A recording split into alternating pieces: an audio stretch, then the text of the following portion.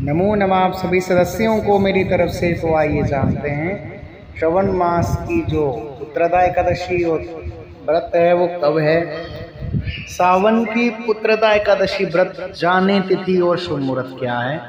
हिंदू पंचांग की 11वीं तिथि को एकादशी कहते हैं। ये तिथि मास में 2 बार आती है, पहली पूर्णिमा के बाद और दूसरी अमावस के बाद। पूर्णिमा के बाद आने वाली एकादशी को कृष्ण पक्ष की एकादशी की अमावस के बाद आने वाली जो एकादशी होती है वो शुक्ल पक्ष की एकादशी कहते हैं। हिंदू धर्म में सबसे महत्वपूर्ण व्रत एकादशी को माना जाता है। वैसे तो एकादशी माह में 2 बार आती है, लेकिन श्रवण माह में पड़ने वाली पुत्रदा एकादशी का विशेष महत्व मनाया जाता है।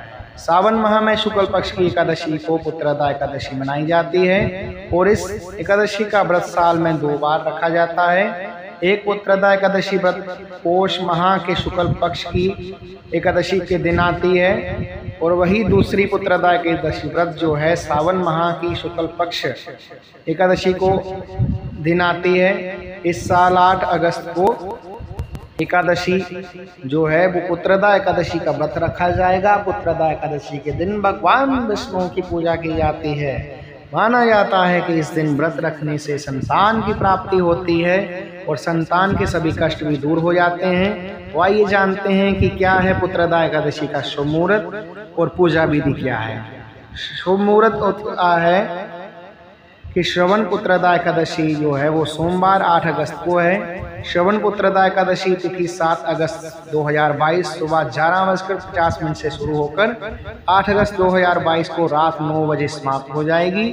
व्रत जो है वो 8 अगस्त को रखना है और व्रत का प्रायण समय क्या है 9 अगस्त 2022 को सुबह 6:07 से लेकर के सुबह 8:42 तक रहेगा। माना जाता है कि पुत्र सुख की प्राप्ति के लिए पुत्रदा एकादशी का व्रत रखा जाता है। जिन लोगों के घर में कोई पुत्र नहीं होता है उनके लिए पुत्रदा एकादशी का व्रत आध्यात्मिक है और बहुत प्रिय है, महत्वपूर्ण है। इस व्रत को रखें। इस व्रत को जो रखता है उन पर भगवान विष्णु की सदैव अनुकंपा बनी रहती है। पुत्रदा एकादशी पूजा विधि क्या है। एकादशी के दिन पहले से ही सात्विक भोजन करना चाहिए। एकादशी के दिन ब्रह्म मुहूर्त में उठें और नहा धोकर के साफ कपड़े पहने। उसके बाद भगवान विष्णु की प्रतिमा के आगे दीपक जलाएं और व्रत का संकल्प लें। भगवान विष्णु की पूजा करते समय तुलसी के पत्तों का इस्तेमाल जरूर करें। तुलसी भगवान शिव को अति प्रिय है, इसलिए भगवान विष्णु की पूजा में तुलसी को जरूर शामिल किया जाता है।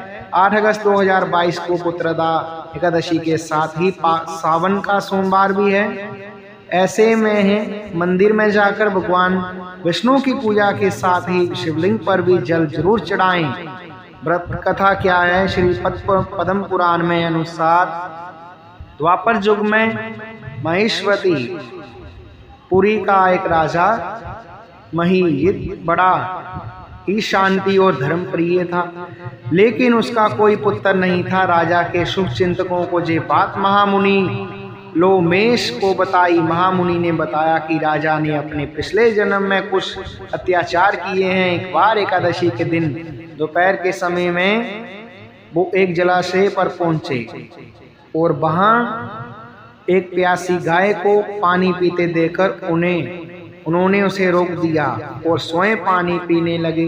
राजा का ऐसा करना धर्म के विपरीत था। पूर्व जन्म में कुछ समय पुण्य कर्मों के कारण वो अगले जन्म में राजा तो बने, लेकिन उस एक पाप के कारण अब तक संतान विहीन है। महामुनि के आगे बताया कि यदि राजा के सभी शुभ चिंतक श्रवण शुक्ल पक्ष की एकादशी तिथि को विधि पूर्वक व्रत करें और उसका पुण्य राजा को दे दें तो उन्हें निश्चय ही संतान की प्राप्ति होगी। महामुनि के कहने पर प्रजा के साथ साथ राजा ने भी ये व्रत रखा। कुछ महीनों के बाद रानी ने एक पुत्र को जन्म दिया। बोलिए विष्णु भगवान की जय। मान्यता है कि तब से इस एकादशी को श्रवण पुत्रदा एकादशी का नाम से जाने जाते हैं और तभी से इनका नाम पुत्रदा एकादशी पड़ गया। पुत्रदा एकादशी का व्रत संतान प्राप्ति तथा संतान की समस्याओं के निवारण के लिए किए जाने वाला व्रत है। मान्यता है कि जो भी इस व्रत को पूरे विधि विधान और श्रद्धा से उसका पालन करता है उसे संतान सुख अवश्य ही मिलता है। बोलिए।